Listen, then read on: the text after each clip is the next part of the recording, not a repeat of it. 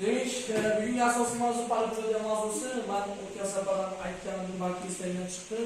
Milliy sertifikatga tushgan masalalardan birinchi biz holatda boshlashimiz kerak bo'lgani, misol uchun bularda o'sha n 4 n 5 n 6 n bo'lib ketaveradi va hokazo. Sizlar bilan birgalikda nima qilamiz?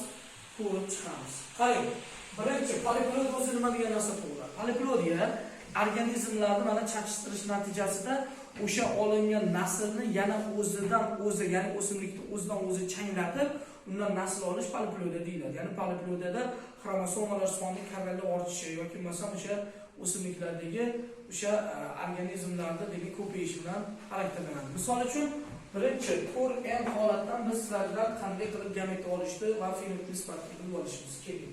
Qarang, katta A, kichkina a, chaqishtiriladi katta A, kichkina A. E'tibor bering. Ko'ryapsizmi? Endi bu yerda maydalar gametasi juda ham ko'p, siz yodlab olishingiz kerak bo'lgan gametalar. Qarang, mana shu holatda demak katta A dan bitta eslab qoling. 4 ta olinyapti katta A, kichkina A dan. Bitta olinyapti kichkina A. Endi siz shuni penga qo'yib qo'yasiz. Bu yoqqa ham katta A, demak katta A, kichkina A, unda kichkina 4, 1. Endi penga chizib olamiz. Bu 4n holatida. 4n holatida. Qarang. Katta A. Bir karra bir va bir. Katta A, kichkina. 4 karra 1, 4. Demak, katta A, kichkina A. Katta A, kichkina A.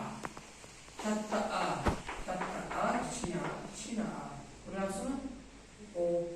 Katta A, kichkina. Hop. Demak, katta A, kichkina. Mana ko'ryapsizmi? Mana bu nomlar qanaqa bo'lyapti? Oldingi degeterozigota bordi-ku, xuddi shunaqa gametga kelgan. Katta A, kichkina. Oxirisi kichkina. Hop. Endi 4 karra 1, 4. 4 karra 4, 16. To'g'rimi? Mana bu yer ham 4. 1 karra 1, 1 karra 4. 4, 1 karra 1. Ko'rdingizmi? Qanday holatda bo'lgan? Endi bu yerda gap nechta organizm olinyapti? Demak, 4 ta, 5 ta, mana bitta 1, 6 ta, 6 ga 4, 10, 26, 30, 34, 35, 36.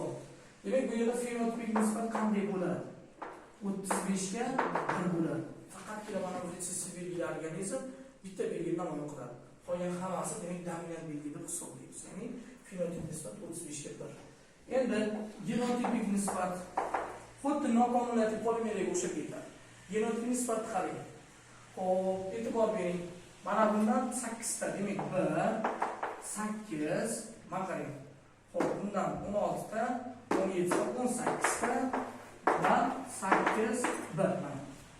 Demak, bu 4n holatdagi, demak, mana shu poliplodiyadagi gamet olish. Siz yodlab oling. 1 qanday hosil bo'lishini maydalab tushuntirib beraman. Hozir siz buni mana shu holatda siz yodlab olsangiz osonroq bo'ladi. Ya'ni buni 4n bor, 6n bor, 8n bor. Hozir bu 4n shuni yozib oling, keyin 6n ni ko'rib chiqamiz. Yozing.